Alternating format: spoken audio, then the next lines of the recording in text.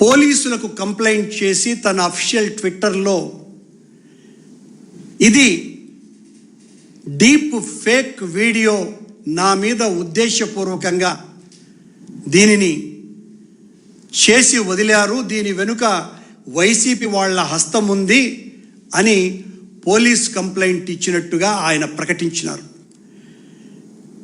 నేను ఉదయం ఈ వార్తలు చూడడం ప్రారంభించిన తర్వాత ఈ ఏఐ టెక్నాలజీకి సంబంధించిన అనేక మంది నిపుణులతో నేను మాట్లాడటం జరిగింది.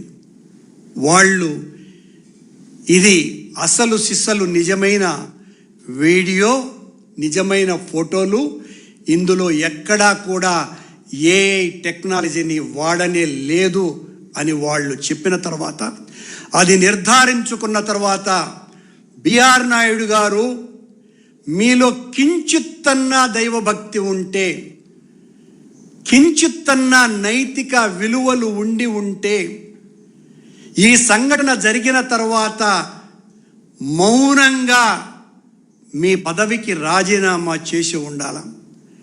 మీలో ఏ కోశాన అపరాధ భావన లేకపోగా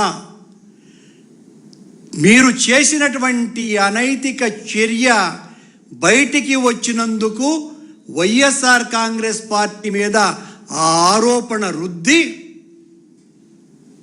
ఇది తప్పుది అని మీ వందిమాగతుల ప్రసార మాధ్యమాలతో ప్రచారం చేసుకోవాలన్నటువంటి దుగ్ధ మీలో కనపడుతున్నది.